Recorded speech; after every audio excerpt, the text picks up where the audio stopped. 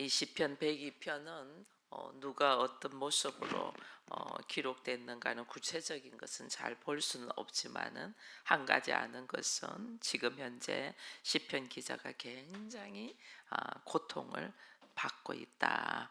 내가 여호와께 기도를 하고 있는 건데 나의 괴로운 날에 주의 얼굴을 내게서 숨기지 마소서 이래 돼 있거든요. 이게 상당히 괴롭다. 어느 정도로 괴롭냐면 자기의 뼈는 숯같이 타고, 왜 우리가 뭐 뼈가 마른다, 뭐 뼈가 썩는다, 뭐 이런 말들 하잖아요. 굉장히 고민거리가 많고 힘든 일이 많을 때 우리는 이런 말을 하잖아요. 그래서 내 뼈가 숯같이 탔다. 4절에는 음식 먹기도 내가 잊었고 내 마음이 풀같이 시들고 말랐고 내 살과 뼈가 뼈에 붙어 있고 내가 광야의 올빼미 같이 부엉이 같이 밤을 지새우면서 내가 힘들어하고 있는 모습, 이게 잠 먹지도 못하고 자지도 못하고 내가 힘든 가운데에 뼈가 타 들어가는 같은 그런 고통, 아픔 이런 가운데 있다. 이런 가운데 있을 때 우리가 뭘 해야 되죠? 여기 오늘 딱 1절에 보니까 여호와여 내 기도를 들으시고 나의 부르짖음을 주께 상달되게 해달라. 이게 사람이 고통스럽고 힘들고 앞뒤가 탁탁 막히고 내가 할 수 있는 것이 하나도 없다 생각할 때는 우리에게 유일한 무기가 기도잖아요. 기도를 딱 해야 되는데 의외로 힘들고 어려우면 기도 못해요. 이게 우리들의 모습이에요. 정말 힘들고 어려운데 기도 못해. 왜? 기도가 안 될까? 왜 그렇게 기도가 안 될까? 여러분, 그걸 제가 이렇게 생각하면서 보니 우리 안에 지금 나한테 당하는 수많은 일들이 억울하다고 생각되면 기도가 안 돼요. 내가 분하다, 억울하다, 할 말이 많다, 내 지금 처한 상황이 너무 억울한데 피해의식이 딱 들어가면 기도가 안 돼. 이게 인생의 미련함이에요. 인생의 미련. 여러분, 이 땅에서 살면서 가장 억울한 사람이 누구일까? 가장 억울한 사람. 나는 나의 죄 때문에, 나의 어리석음, 나의 선악의 지식 때문에 당하는 고통이라면 죄 없으시 당하신 분이 있으시잖아요. 그죠? 그분이 사람의 몸으로 와서 인간으로서 우리하고 똑같이 살았는데 예수 그리스도만큼 우리 표현으로 하면 억울한 분이 없어. 그분은 지금 이 시편을 제가 이렇게 102편을 묵상하면서 고난 당하는 자 이 위에 표제를 보니까 고난 당한 자가 마음이 상하여 그의 근심을 여호와 앞에 토하는 기도 이래 놨거든요.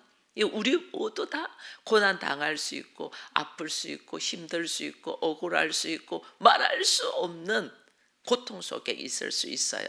근데 우리는 기도하라는데 기도가 안 돼.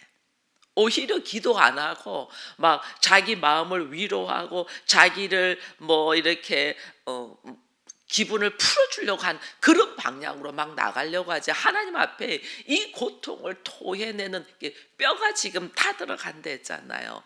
뼈가 타 들어가면 이 뼈가 부스러지라고 하나님 앞에 기도하는 이 모습은 하지 않아요. 왜 나한테 뼈가 타 들어가는 고통이 있냐? 이 뼈가 부스러지도록 하나님 앞에 기도하라는데 우리는 안 해. 그렇게 안 해. 밤을 잠이 안 올 정도로 입에 밥이 넘어가지 아니할 정도로 나한테 고난이 있다는 것은 금식하며 자지 않고 기도하라는 거예요. 그거는. 근데 우리는 그렇게 안 하거든요. 왜?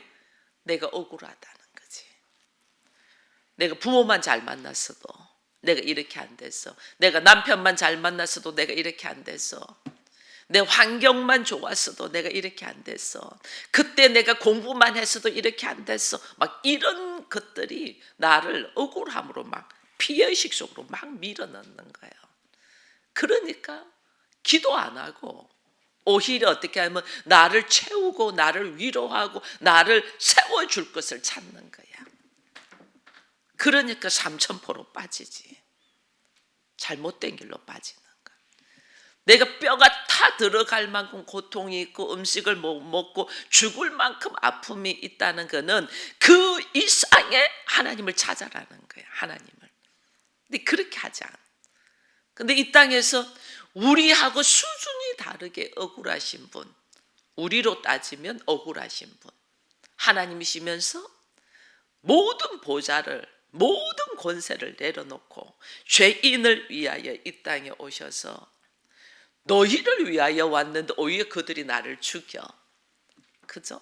철저하게 가난이 무엇인가를 알고 소경되고 기머거리 되고 안전뱅이 되고 문둥병된 이들을 위하여 그들의 죄를 다 짊어지고 그렇게 걸어가기 위하여 이 땅에 오셨는데 그 꼴을 못 보고 죽이려고 해.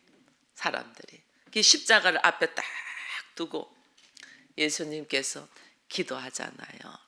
이 인간의 모습으로 왔은즉 아버지여 이 잔을 내게서 옮겨달라. 왜 그 고통, 그 수치, 그게 말할 수 없는 이 눌림으로 오잖아요. 눌림으로. 근데 예수님은 하나님 앞에 이게 땀방울이 핏방울이 되도록 기도를 했어. 이 잔을 내게서 옮겨달라고. 땀방울이 핏방울이 되도록. 우리 땀방울이 핏방울 되도록 예수님은 3번 했다면 우리는 1번이라도 하자는 거예요. 기도하면서 머리에서 발끝까지 온 속옷을 다 젖으면서 그렇게 기도하냐는 거예요. 밤을 지새우면서 기도하냐는 거예요. 금식을 해가면서 기도하냐는 거예요. 근데 우리 주님은 그렇게 기도하신 거죠. 그러니까 그렇게 기도하는 거와 주님이 내가 억울합니다 하나님 이렇게 했으면 그렇게 기도했겠냐고요. 이것을 어떻게 주님은 이 상황을 그대로 하나님이 허락하셨은즉 그대로 받아들이는 거야. 이 상황을.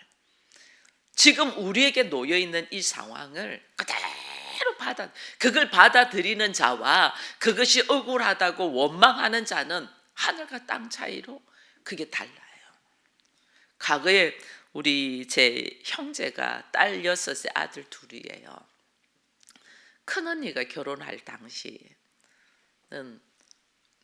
시대의 흐름도 저보다 12살 많으니까 지금 76이죠.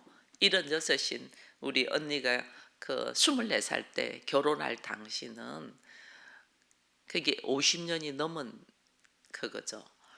50년 전에 결혼할 당시는 사회적인 환경도 그렇고 우리 집 형편도 그렇게 해서 결혼할 때 왜 집에서 뭘 해주잖아요. 해주는 것을 많이 못 해줬어요.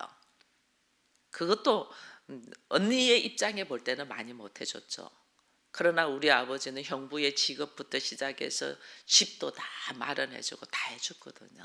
그게 남자 쪽 집에서 보통 집을 마련하는데 형부가 어려운 과정에 있어서 우리 집에서 집 다 마련해주고 아버지가 직장도 다 구해주고 이렇게 다 했어요.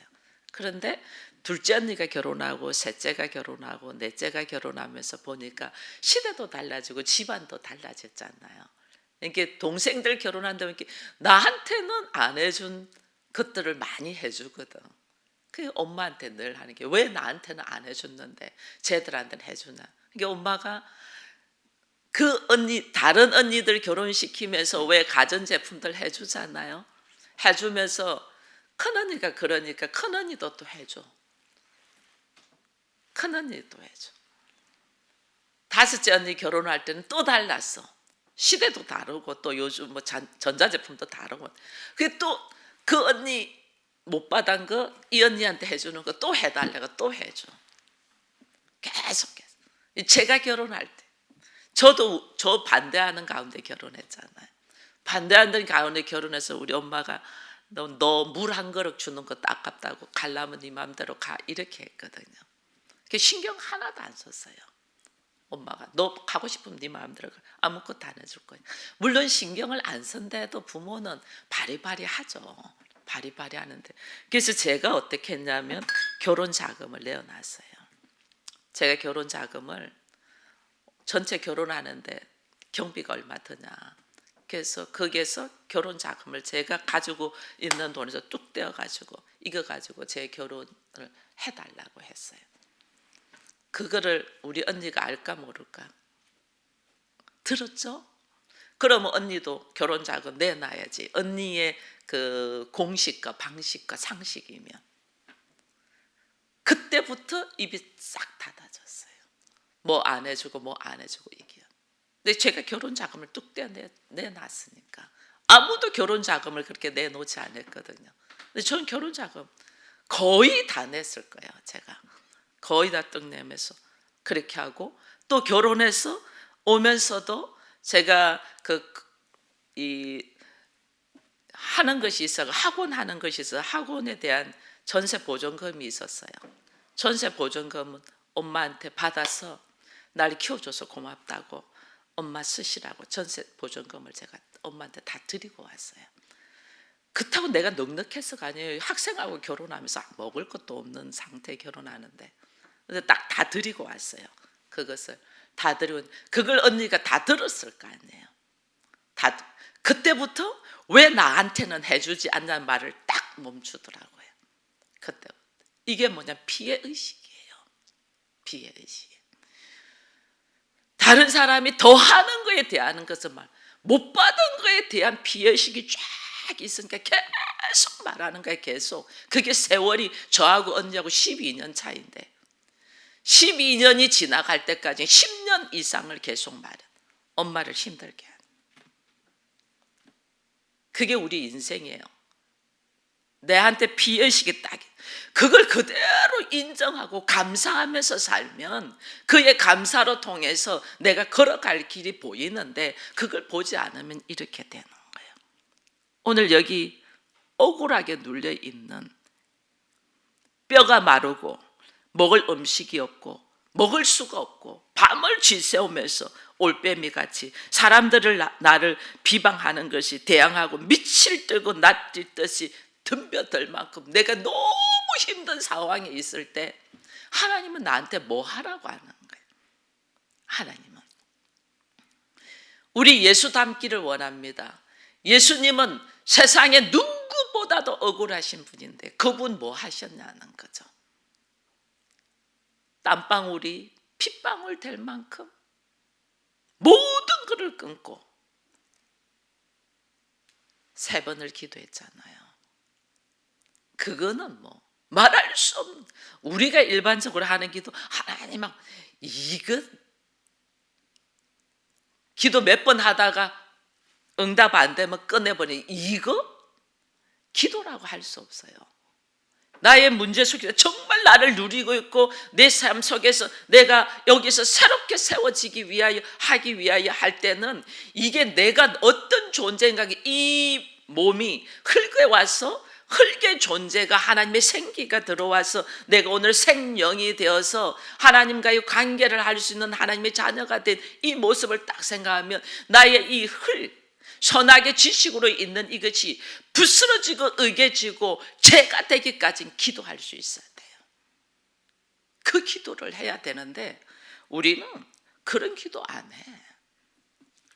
그냥 내가 힘들어서 안 돼. 자기 합리화, 자기 그 쫙 들어가요. 여기 오늘 이 10절에 보면 이런 말씀이 있어요. 주의 분노와 진노로 말미암다. 내 고통이 왜 오냐? 이 아픔이 왜 오냐? 주의 분노와 진노로 말미암았다. 주께서 나를 들어서 던졌다. 이 상황이 왜 왔냐? 주의 진노와 분노다. 여러분 여기에서 주의 진노와 분노라면 나는 억울할 수도 있어요. 사실은. 그러나 우리 주님이 하나님이시면서 인간의 몸으로 오셔 십자가를 지시고 처참하게 비참하게 죽으시면서 나의 하나님 어찌하여 나를 버리셨나이까라는 이 마지막 십자가 상에서 부르짖음과 함께 내 영혼을 주께 맡긴다고 떡 하면서 할 때에 예수님이 십자가에 던져졌잖아요. 어찌하여 나를 버렸나. 지금 여기도 그러잖아요. 주께서 나를 들어서 던졌다. 하나님이 버렸죠. 하나님이 버린 이유가 뭐 때문에요? 죄 때문이잖아요. 죄. 인간의 죄 때문에. 인간의 죄 때문에 그 인간이 스스로 그 죄에서 노인받을 수 없으니까 하나님이 그 죄를 다 덮어쓰고 하나님이 죄 때문에 던짐받은 바 되었잖아요. 그것만큼 우리 방식으로 억울한 게 어디 있겠어요? 그죠? 우리 생각으로 나는 죄가 없는데 나한테 죄를 다 덮어씌워서 나를 던져버린 것만큼 억울한 게 어디 있어요? 그러나 우리 주님은 이것을 어떨까요? 그래야만이 이들을 살리니까, 그들야만의 인생의 이 부족한 인생을 하나님의 자녀로 세우니까, 그래 그 죄를 끌려가는, 도살장에 끌려가는 양같이 소같이 아무 말씀 안 하고, 네가 하나님의 아들이냐? 수많은 조롱을 받아도 아무 말씀 안 하고 그 죄를 다 덮어쓰고 희생양으로 죽으시는 것. 왜? 우리의 죄 때문이라니까. 우리의 죄. 우리의 죄 때문에 예수님은 하나님 앞에 던져지는 바 되었는데, 나는 내 죄 때문에 부르짖는 기도, 내 죄 때문에 뼈가 으스러지는 기도, 내 죄 때문에 밤을 새우며 먹는 것을 멈추며 기도하지 아니하고 오히려 즐기고 있어. 내 죄가 얼마나 큰지 모르니까 오히려 즐기고 나 억울하다고, 나 억울한 것을 막 토로하고 있어. 그냥 내 죄가 얼마나 큰가를 모르니까 억울한 것만 막.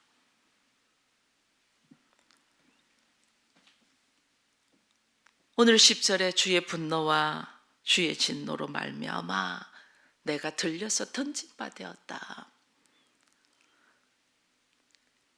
이것을 다 깨닫고 나니까 내 죄 때문이구나, 나의 어리석음 때문에, 나의 선악의 지식 때문이구나. 그래서 내가 오늘 이 상황까지 왔고 난 걸 딱 깨달으면 그 다음에 뭐가 영적인 눈이 딱 열리냐면, 여기서 11절하고 12절에서 완전 분위기가 달라지죠. 11절에서 내 날이 기울어지는 그림자 같고 내가 풀에 시들어짐 같다. 나는 기울어지는 그림자고 풀에 시들어짐 같이, 나는 잠깐 별거 아니다. 딱 본 12절에는 뭐란, 여호와여 주는 영원히 계시고 주에 대한 기억은 대대하다. 하나님은 영원하시다. 내가 내 억울함 때문에, 나의 분함 때문에, 나의 이 서러움 때문에 기도도 안 되고 막 하다가 내가 인생 뭐 한 번 살다가 가는 건데 내가 왜 이렇게 살아? 나도 좀 즐기자, 나도 좀 놀자, 나도 좀 먹고 마시자 이러면서 자기의 모습을 보지 않냐고 오히려 자기의 합리화하는 모습으로 걸어가는 상황에 있어. 이 모습 속에서 던져짐을 받는 가운데 하나님 앞에 기도하며 자신의 모습을 딱 보고 하나님을 딱 발견하니까, 이게 시편 102편이요 전반전에는 막 탄신과 고난과 고통에 대한 부르짖음의 호소예요. 지금 내가 이렇습니다 막 호소하는데, 이제 후반에 가서는 그런 상황에서 갑자기 하나님을 막 찬양하는 것이 나와요.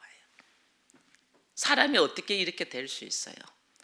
현실은 고통스럽고 아픈데 어떻게 하나님을 찬양할 수 있냐는 거예요. 이게 기도 속으로 들어오니까, 이게 고난 당하는 자가 하나님 앞에 토로하는 기도잖아요. 기도 속으로 딱 들어오니까, 이 기도 속으로 쫙 들어오니까 나의 이 상황에서, 이 울부짖음에서, 이 아픔에서, 이 고통에서 기도 속으로 쫙 들어오니까 내 모습을 딱 발견하고, 이 일이 잠깐 지나갈 일이고 왜 내가 이 고통 속에서 허덕이며 사나 보니까 죄의 문제구나, 하나님의 진노구나.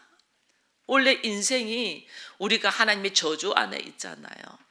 아담과 하와 이후로 선악의 지식으로 하나님 같이 되려고 하는 가운데서 하나님이 반드시 반드시 죽으리라 해서 죽음이 우리 앞에 있는 저주 안에 있잖아요. 이 저주에서 노임 받으려고 해야 되는데 이 저주를 즐기려고 하고 있어. 이것만큼 어리석은 자가 없어요. 교회는 왜 있나? 이 저주에서 노임 받게 하기 위하여 있는데, 교회에서 그 하나님의 진리를 깨닫지 아니하고 어떻게 하면 이 저주의 순간에서 소고기 먹을까, 이 저주의 순간에서 즐길까 이루고 있어요. 이 저주를突破하고 나가야지. 차밭에 내가 수고하고 노력하고 애써도 하나님이 땅을 저주해서 어떻게 해요? 네가 땀을 흘리고 수고하여도 땅은 가시와 은근키를 낸다 했잖아. 그러니까 나의 문제도 있지만은 나의 문제와 함께 우주 만물이, 그 중에서 하나님의 피조물 중에서 땅이 저주를 받았기 때문에 그 저주에서 노임 받으려고 우리가 몸부림을 쳐야 되는데, 우리는 그 저주 테두리 안에서 즐기려고 하고 있다는 것이, 이게 안전뱅이고 이게 소경이고 이게 기머거리예요. 여기서 딱 노임 받으려고 해야지. 그 노임 받는 것이 어떻게 해요? 하나님과의 관계가 내가 확실할 때. 하나님은 하나님의 자녀를 광야로 내보냅니다. 광야에 아무것도 없는 광야로 딱 나오면 그 광야에서 뭐 하라는 거예요? 나의 모습을 딱 보고 하나님을 경험하고 알아가라는 거잖아요. 그게 뭐냐면 하나님과의 관계. 하나님의 관계가 딱 확실하면 놓여있는 상황에서 보는 관점이 완전 달라져요. 똑같은 사건을 놓고도 보는 관점이 달라져. 내가 하나님의 자녀로서 딱 보면 보는 관점이 완전 달라져요. 하나님의 일하심이 쫙 보이니까, 하나님이 어떻게 나를 인도하시고 이렇게 끌어가시고, 이 지점에서는 내가 무엇을 깨닫기를 원하면 이것이 쫙 보이는데, 하나님의 관점이, 이게 보이는 관점이 딱 없으면 뭐 세상이 그렇게 흘러가지 뭐. 사람이 태어나서 죽지 뭐.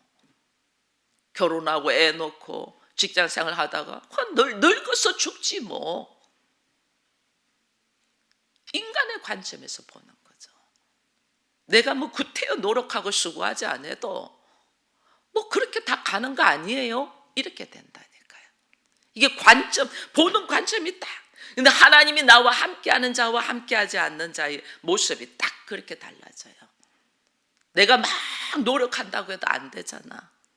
그죠? 내가 막 노력하다는 게 시간 지나가면 다 돼. 시간 지나가면 다 되지. 어디로? 죽음으로. 그 죽음에서, 저주에서 노임받기 위하여 우리를 보게 하는 거거든요.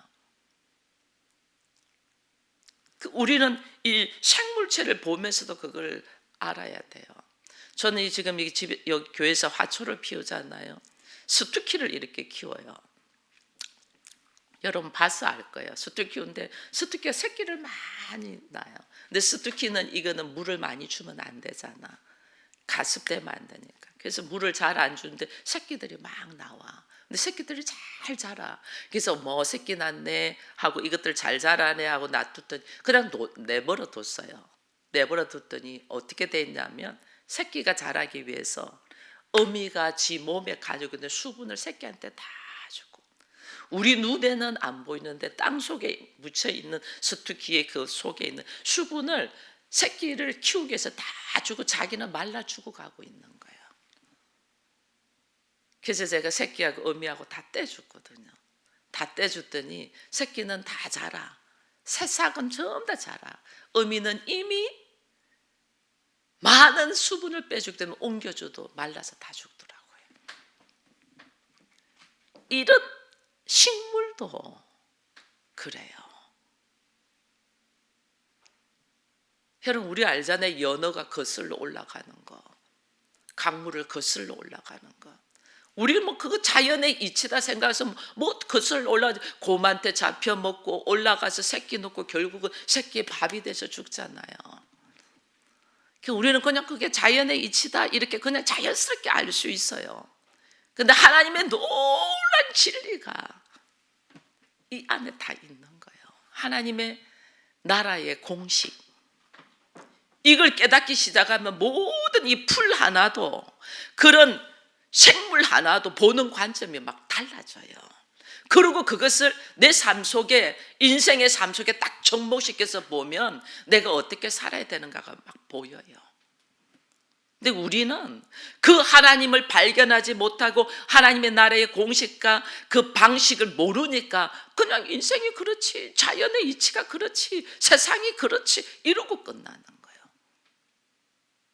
하나님과 내가 누군가, 이 관계가 딱 인식되면, 그 하나님의 영광을 내가 경험되면 찬양하기 시작하는 거죠. 12절 이후로 전부 다 하나님 찬양이에요. 그렇게 한탄하고 그렇게 죽겠다고 그렇게 하소연하던 사람이 기도로 딱 들어오니까, 인간의 나의 모습과 하나님의 방법을 딱 보니까 나는 잠시 지나가는 그림자야. 나의 이 고통은 잠시 지나가는 그림자야. 그러나 하나님은 영원하심 속에서, 하나님의 영원하심이 나를 하나님의 자녀가 되기 위하여, 나를 죄에서 노임받기 위하여, 나를 저주에서 해방되게 하기 위하여 하나님이 하신 일, 어제나 오늘이나 내일이나 동일하시게 창세 전부터 계획하셔서 하나님의 아들 예수를 딱 보내주시고, 오늘 나를 통하여 이 땅에 살고 있는 이 속에서도 하나님의 나라를 바라보며, 하나님의 일하심을 바라보며, 하나님의 영원하신 사랑을 바라보면서 찬양하는 이 모습, 여호와여 그의 높은 성소에서 살펴서, 하늘에서 땅을 살펴서 갇힌 자의 탄식 들으시고 해방시키사, 우리를 해방시키기 위하여. 그래서요, 여러분, 돈이 있어서 행복한 게 아니에요. 내가 어디에 있어도 주와 함께하면 하나님의 나라랬잖아요. 그러니까 요셉이 감옥에 있어도 하나님의 나라, 종으로서 일해도 하나님의 나라, 애굽의 총리가 돼 있어도 내 마음대로 내 방법대로 하나님의 나라, 하나님의 뜻. 이게 내 안에 하나님과 내가 어떤 관계인가를 딱 알고 들어가면 내가 어디에 있는 것이 중요하지 않아요. 내가 지금 하나님의 나라와 하나님과 동행하는가를 딱 보면 여기서 달라지는 거죠. 그래서 오늘 나에게 수많은 탄식거리가 있을 수 있어요. 그걸 하나님 뭐 하라는 거예요? 그 이상으로 하나님 앞에 호소하며 기도하라. 그래서 우리의 영의 눈이 딱 열려져서 하나님과 관계 속에서 하나님이 나의 아버지시고 나는 하나님의 자녀라는 것이 딱 들어오면 내가 어디에 있든지 내가 거기에서 하나님의 뜻을 이루어갈 수 있는 감사와 찬송과 영광을 드러낼 수 있다는 걸 딱 보면서 오늘 시편 102편을 통하여 탄식과 호소가 하나님 앞에 찬양과 영광을 드러내는 아름다운 모습으로 서기를 축원드립니다.